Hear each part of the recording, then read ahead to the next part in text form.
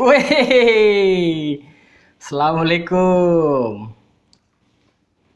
Wih, Alhamdulillah. Ketemu lagi. Setelah sekian lama kita tidak berjumpa. Astagfirullah. Santai-santai bro, tenang bro, tenang.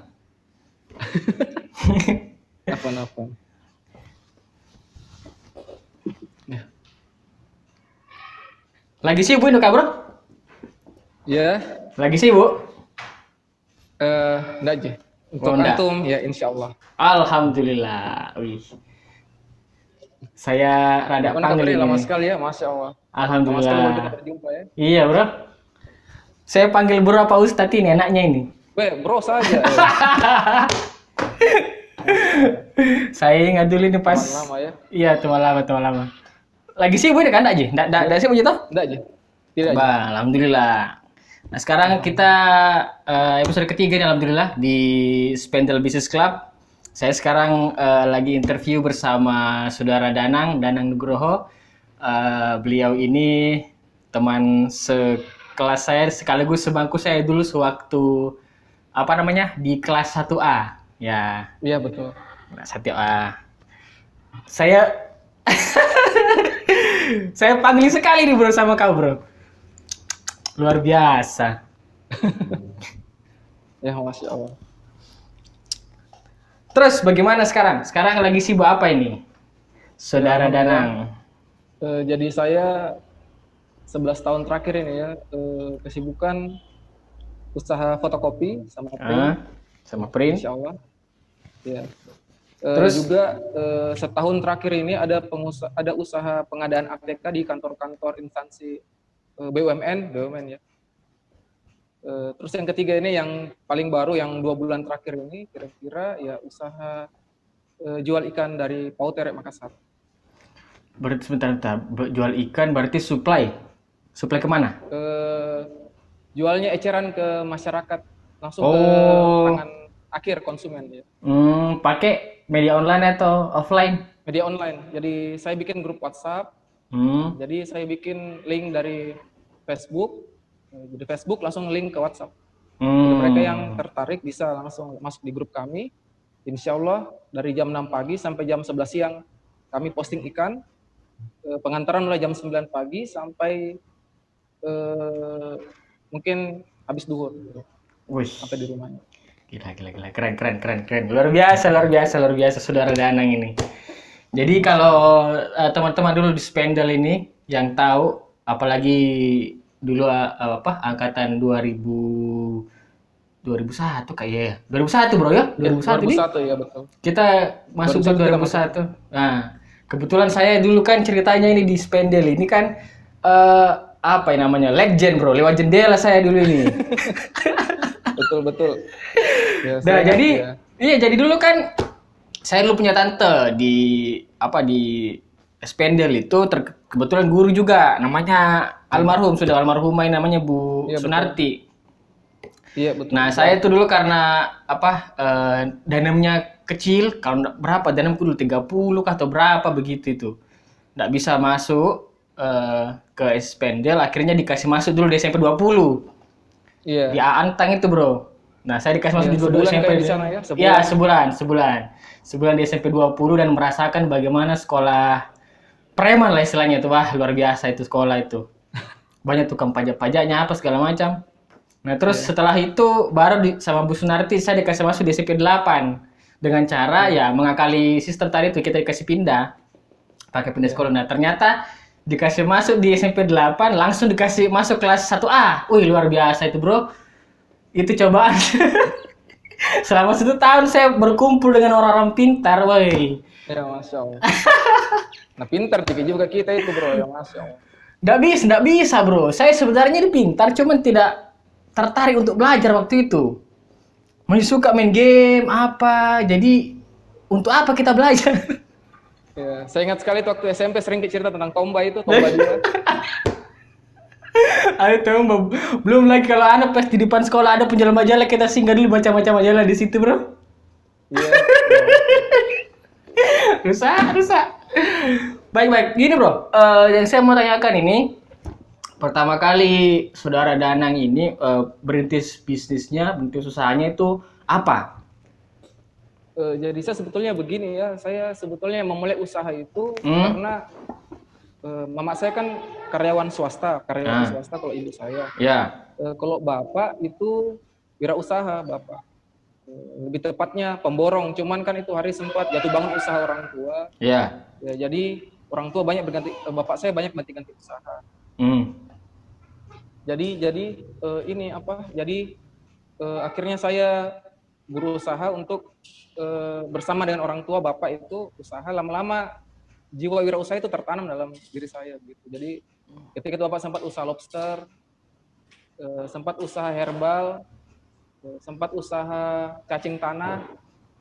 Lalu akhirnya ketika saya mulai betul-betul usaha sendiri itu ketika saya kuliah semester 1 itu tahun 2007 ya. Saya ingat saya mulai di situ usaha pemrograman, jual program dulu. Saya ingat saya jual program yang saya bikin dari Delphi atau Visual Basic ketika itu. Oh, VB. Sampai 2010 itu saya jual program sambil juga usaha-usaha yang lain kayak install komputer, teknisi komputer ketika itu, pasang CCTV ketika itu yang masih jarang sekali, pasang jaringan internet LAN di instansi-instansi sempat ya, kantor-kantor.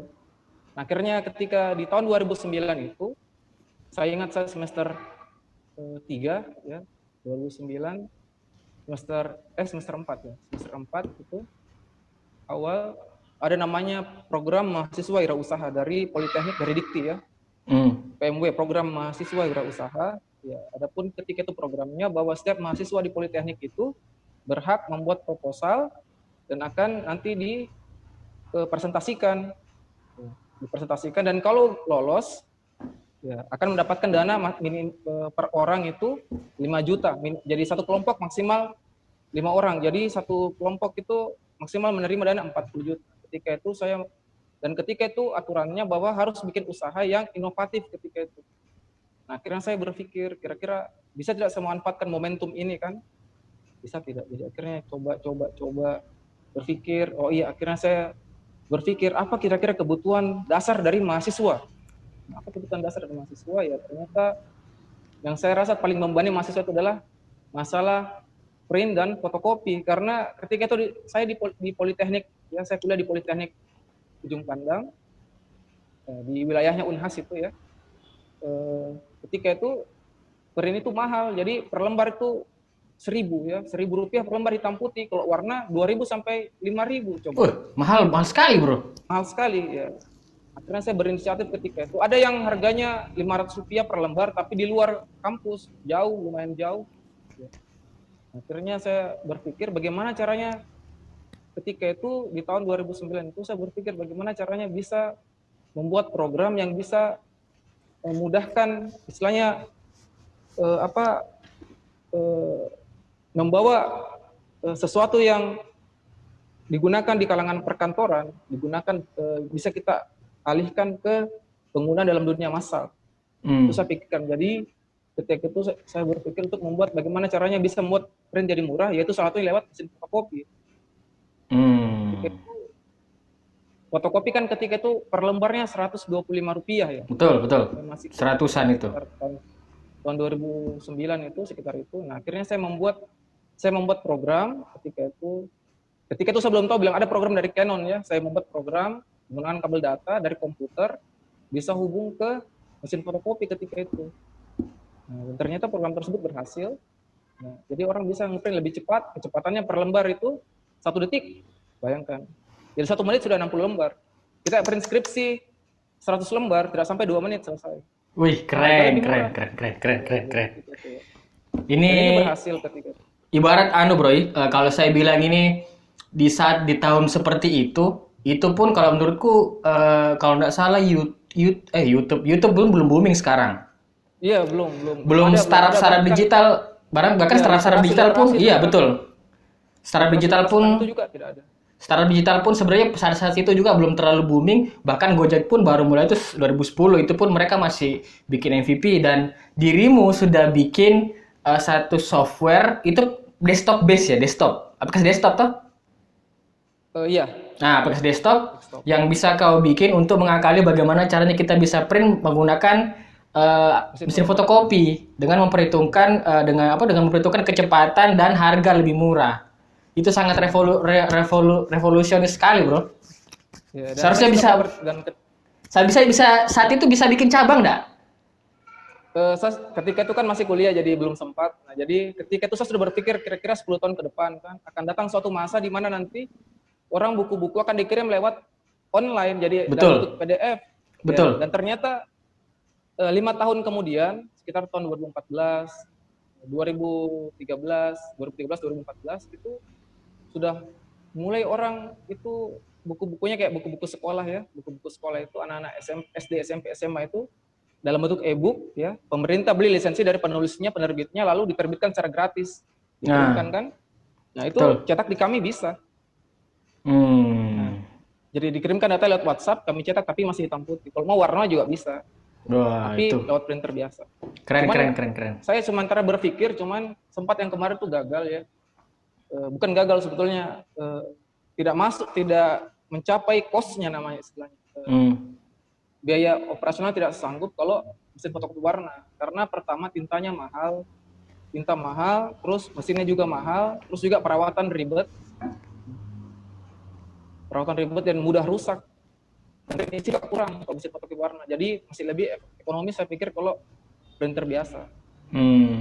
Jadi sebetulnya bisa kalau kita mau bikin yang mesin fotokopi warna langsung cetak buku bisa, cuman tidak efisien.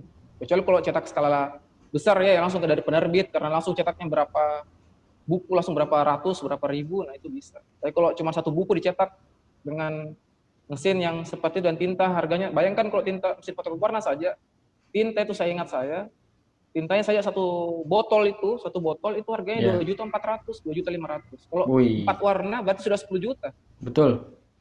Nah, dan harganya mau dikasih berapa ke pelanggan? Makanya cost-nya tidak masuk. Cost-nya tidak masuk. Per lembarnya kira-kira saya hitungnya per lembarnya paling murah kenanya ongkos modal saja 1.600.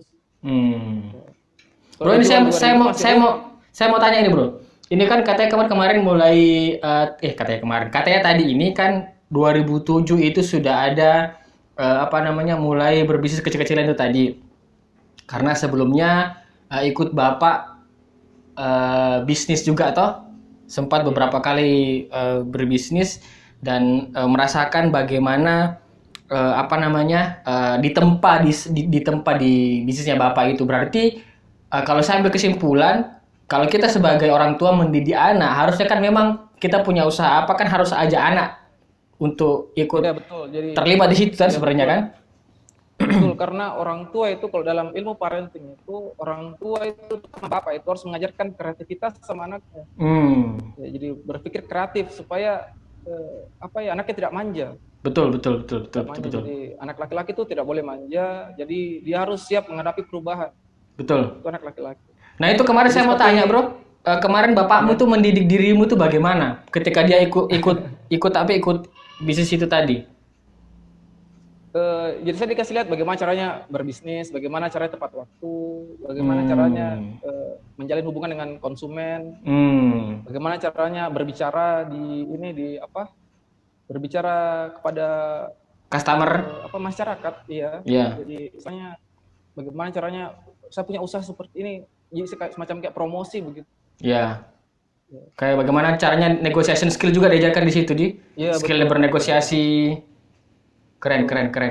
Ini jadi semua kita teman-teman ini seharusnya bisa memperhatikan yang punya anak, yang punya entah itu anaknya baru lahir, ingat kalian harus menjadi anak kalian itu ikutkan mereka ketika kalian lagi menitis usaha. Jadi mereka biar tahu juga bagaimana caranya bernegosiasi, bagaimana caranya menghitung cost dan lain-lain. Itu sebenarnya ilmu basic dalam kehidupan kita sih sebenarnya. Negosiasi itu ilmu basic karena apapun yang kita inginkan itu kita bisa negosiasikan. Kalau bisa itu kita pintar negosiasikan, itu pasti duit bisa datang, Bro. Iya, betul. Nah itu sampai sekarang berarti fotokopinya printingnya ini, Bro, sampai sekarang. Iya, jadi 2011, 2009 itu usaha sudah mulai. Jadi kami itu ketika itu yang membuat proposal banyak sekali. Ketika itu jadi Sepoliteknik sama Makassar itu, Politeknik itu membuat proposal. Jadi habis itu yang diterima proposalnya cuman kira-kira ada 100 orang ya, 100 sampai 150 orang. Itu presentasi di depannya pembantu direktur. Nah, dari sekian itu akhirnya ada 100 yang ikut magang ya, harus magang. Setelah magang baru dia dikasih tahu siapa yang berhak. Dan yang berhak itu 45 orang. 45 orang atau 45 tim? 45 orang. Jadi 45 orang itu ada berapa tim? Karena saya sendiri ada 4 orang satu tim. Oke. Jalan 2 tahun, 2011, ya, teman-teman ada yang lanjut kuliah, ada yang diterima kerja. Ya, jadi akhirnya kami bubar, dan akhirnya saya merintis kembali usaha fotokopi saya sendiri. Jadi tadinya di Politeknik, akhirnya saya berdiri sendiri di luar. Terus sekarang ini posisi fotokopinya ini masih ada di Politeknik atau di luar sekarang? Di Antang Raya. Oh, di Antang Raya, di daerah mana, bro? Di depannya pintu gerbang. Pintu gerbang? Perumnas Antang. Perumnas Antang. Ya. Sebentar. Pasar Antang itu? Iya, lewat sedikit. Sebelah kanan berarti itu? Sebelah kanan berarti ya. Berarti sebelum Yamaha itu. Sebelumnya dealer Yamaha. Sebelumnya kalau kita mau masuk ke arah Makeo Baji toh? Iya, betul. Tapi sampai situ saya cuma depan pintu gerbang Antang. Itu digital printing atau printing biasa, bro? Digital printing sebetulnya karena print mesin fotokopi. Cuman kami khusus ini kebanyakan yang pelanggan kami yang digital printing itu maksudnya print lewat PDF gitu dan kirim lewat WhatsApp itu kebanyakan mahasiswa STIBA. Itu salah satu pelanggan tetap kami. Jadi biasa kitab-kitabnya mereka itu kami cetak.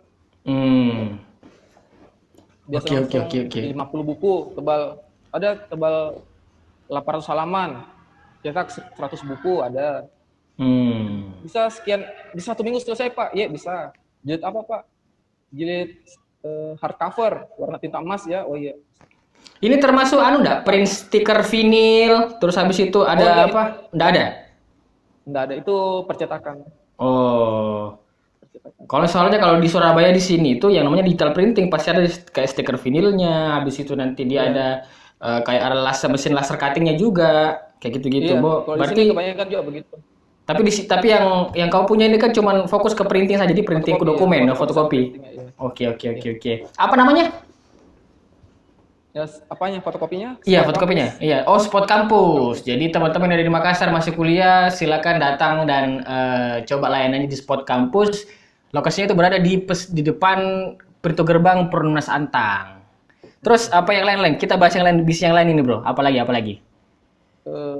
Jadi yang kedua itu ya pengadaan ATK. Jadi setahun terakhir ya beberapa BUMN ya. Jadi kami masuk di BUMN, jadi BUMN-nya pesan, kita antar. Itu siapa yang masuk ke BUMN itu? Saya, maksudnya urus-urusnya ya. Iya. Negosiasi dan lain-lain. Ya? Negosiasinya dan lain-lain tuh. Oh, tidak dicap radikal toh? Apanya? Nggak dicap radikal sama BUMN dia? Ya, enggak. Enggak. Oh ya, enggak. Alhamdulillah. Karena sekarang kan sedikit-sedikit radikal, bro. Iya. Itu dia berjenggot sedikit. Gini radikal, ini apa?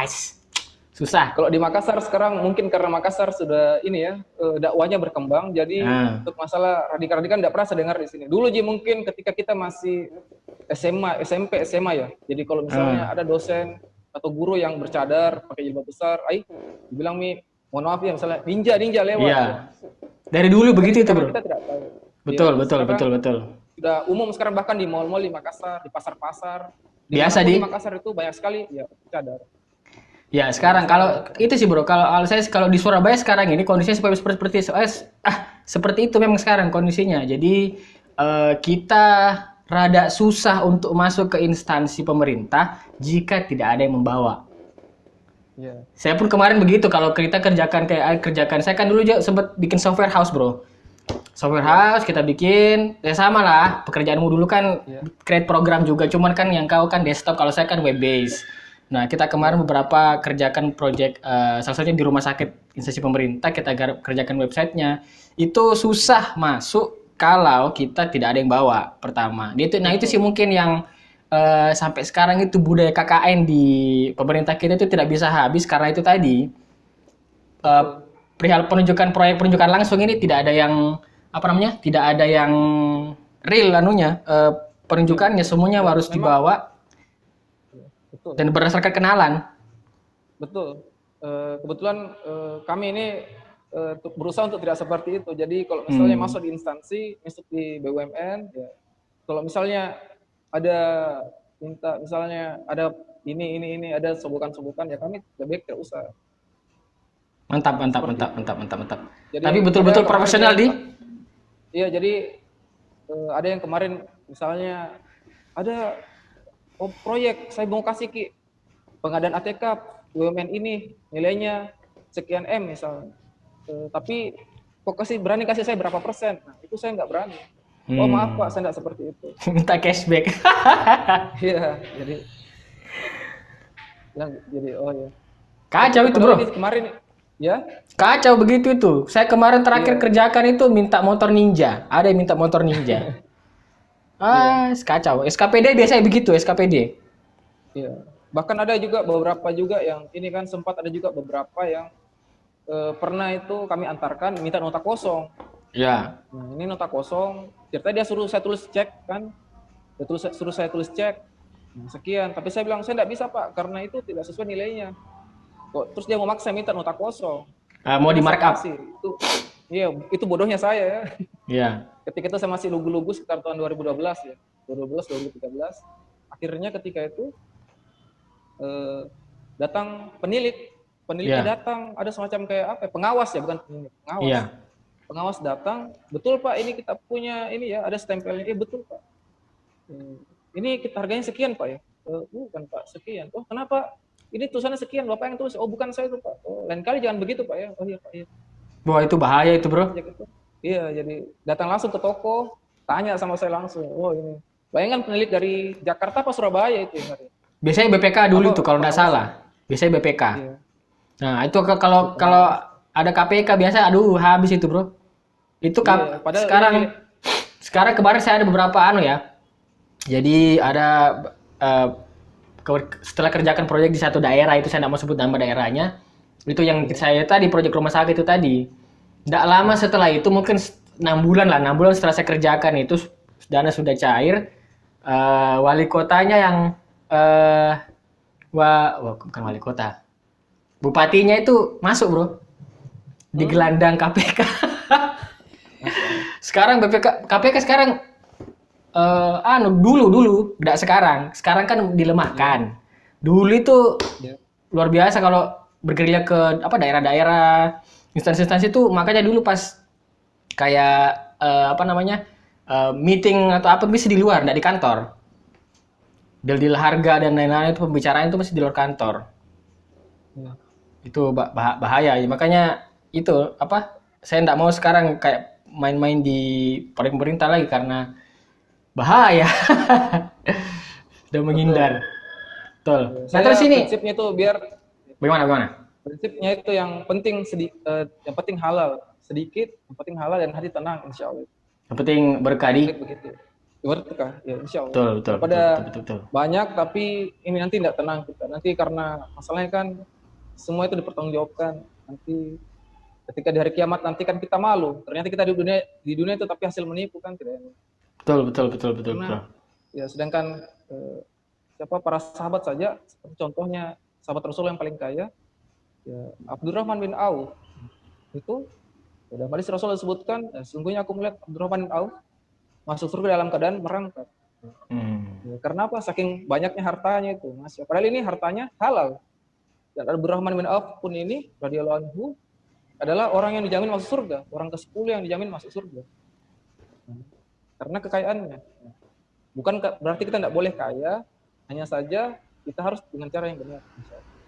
Karena kekayaan pun sebenarnya menjadi beban, Iya, jadi saya sering memang teman-teman harus menjadi kaya. Kenapa? Karena memang untuk naik haji butuh biaya. Bersedekah butuh biaya. Betul. Untuk membangun sekolah muslim, untuk membantu anak-anak yatim, itu harus dengan biaya.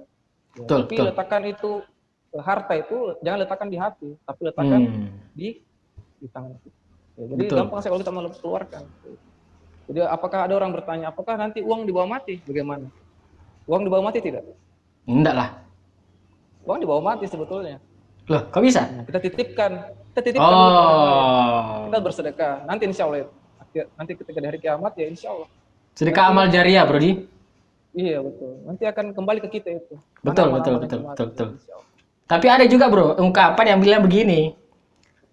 Uang itu tidak mau mati, kita tidak bawa mati. Tapi kalau tidak ada uang, rasanya kita mau mati, Bro. Ya, Masya Allah.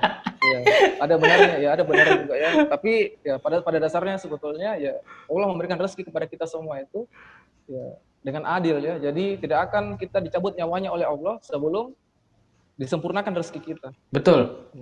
Kita mau bagaimana berusaha juga, kita mau bagaimana malasnya juga kita, rezekinya tetap akan segitu. Maksudnya begitu memang Allah ketetapannya. Tidak ada rezeki yang dipatok ayam kata orang-orang tua dulu ya. Jangan malas, dipatok ayam rezekimu ya. Padahal sebetulnya rezeki itu setiap orang itu ya beda-beda memang. Tapi pada dasarnya takarannya itu oleh Allah sama. Ada yang diberikan di dunia itu banyak, di akhirat sedikit. Ada yang dikasih di dunia sedikit, di akhirat itu banyak. Betul. Tapi saya rasakan itu, Bro. Apa gimana? Ya ada satu kuncinya, ya itu adalah sholat. Biar bagaimana baik amalan kita, kalau tidak sholat tidak akan dihitung. Ya. Demikian, Bro. Saya suka ini.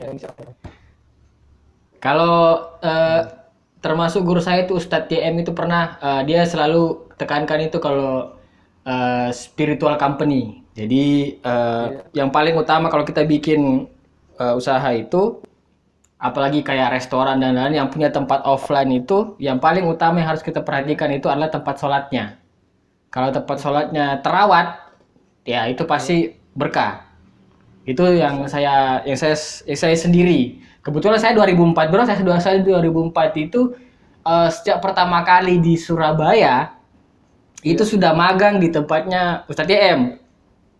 Nah, kebetulan saya pertama kali Ustadz TM itu naik namanya kan baru beberapa kemana-mana beliau ceramah itu, pembukaan di Surabaya itu saya sempat diundang untuk mengaji dan parahnya saya dimarahin pas itu karena ada salah baca pas itu.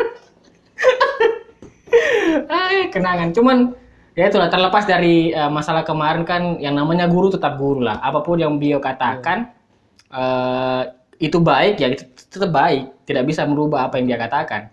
Kayak gitu. Bro, ini yang saya mau tanya nih, bisnis ikan. Iya. Yang saya tahu itu kan ada teman kita di alumni Spendel juga itu, namanya Rido. Oh iya. Rido kan bisnis ikan juga. Iya. Itu apakah ambil dari Rido atau bagaimana, Bro? Oh tidak, beda. Oh beda. Bro Rido itu beda sendiri juga ya. Saya juga beda sendiri karena sama-sama masih baru belajar juga. Nah ini yang saya tanyakan. Semangatnya. Iya, yang saya tanyakan ini, Bro, itu sebenarnya apa dia membedakan? Sudah di Surabaya itu sama-sama, Bro. Surabaya sama Makassar itu sama-sama pinggir laut. Ya. Tapi kenapa budaya makan ikannya itu Makassar lebih bagus daripada Surabaya? Kira-kira menurut lu bagaimana? Mungkin karena apa ya? Karena memang dari kecil memang makan ikan supaya pintar. Biasa gitu katanya orang tua. Orang Jepang itu pintar karena makan ikan. Betul. Dan itu pun Jawa memang kayak mahal, Bro. Mahal sekali di sini. Iya. Saya kalau mau makan ikan di sini tuh mikir 2 kali atau beli, karena lebih murah makan ayam sama daging daripada beli ikan, Bro. Ikan mahal sekali, Bro. Kalau di Makassar berapa? Misalnya ikan apa mahal di sana? Ikan contoh ikan bandeng, ikan bolu. Iya. Ikan bandeng toh. Di sini itu kalau saya biasanya beli itu ada 25 30 itu 1,5 kilo sampai 2 kilo lah. Di sini kan hitungannya per kilo. Semua yang apa di sini dijual di pasar, di sini kan per kiloan. Kalau di Makassar kan nego, berapa ekor? Ambil semua. Kayak gitu biasanya kan kalau kita di Makassar. Nah, di sini tidak, semua dihitung kilo. Itu pun di sini kebanyakan ada di pasar itu produk ikannya sudah tidak segar. Iya. Banyak bahkan ada salah satu seafood kaki lima di Surabaya itu dia menjual ikan murah. Dia itu paling murah lah. Cuman ya gitu, Bro, pas itu dia buka itu dia punya freezer itu, pas dia mau bakar itu ikannya, oh itu rasanya kayak amis-amis mau busuk itu ikan. Ini adalah. Ada di sini, Bro. Ya, Kalau sini, saya sebagai orang Makassar kan tahu, kita tahu. Karena kita di ya, Makassar kan sudah terbiasa tuh kalau mau makan ikan bagaimana. Kita tahu itu bagaimana amisnya ikan kalau ikan yang busuk, ya ikan yang segar dan lain. Ya. Orang di sini tidak bisa bedakan. Iya. Makanya saya sudah tidak pernah makan di situ lagi. Iya. Oh. Kalau saya pribadi biasa kalau di pouter itu saya usahakan yang sesegar mungkin. Jadi saya fotokan dulu ikannya misalnya. Belum saya fotokan, ada yang pesan, "Oke, Pak, tolong dicarikan yang segarnya ya, yang lebih segar dari itu." Oh iya, itu. Nah, jadi usahakan sampai ke rumah pelanggan itu segar juga. Loh, berarti ini bagaimana bisa baru turun dari kapal nelayan itu saya sudah ambil. Berarti alurnya bagaimana ini, Bro? Jadi ini tokomu cuma toko online begitu. Toko ikan online. Ikan iya. Iya. Toko ikan online via grup WhatsApp. Iya, dengan Facebook. Nah, terus berarti nanti ada nanti mungkin tim yang ke pasar Pauter ya? Oh, saya sendiri. Oh, pasar Pauter ya? Foto-foto dulu semua? Kan tapi saya sama pedagangnya itu ada akadnya, jadi Pak, saya jualkan ikan tak, Pak? Kan nggak boleh kita jualkan barangnya orang kalau tidak ada izinnya kan? Betul. Pak, saya ikan tak saya jualkan, Pak. Ya, berapa harganya? Sekian. Nggak apa-apa saya jual sekian. Iya. Oh. Jadi berarti itu, jadi sudah ada akad di awal di? Iya, jadi kalau pedagangnya tidak mau ya tidak masalah, dari yang lain kan begitu. Tapi pada dasarnya mereka senang karena dibantu jualannya kan. Nanti kalau ada yang pesan baru oke saya ambil barang. Oh, begitu. Berarti ini mulai dari jam berapa sudah standby di Pauter pagi? Saya standby di Pauter itu biasanya sih mulai dari jam habis subuh ya biasanya. Cuman kadang-kadang tergantung kondisi. Kalau pelanggannya misalnya, karena biasanya pelanggan itu baru mulai pesan kira-kira jam 8.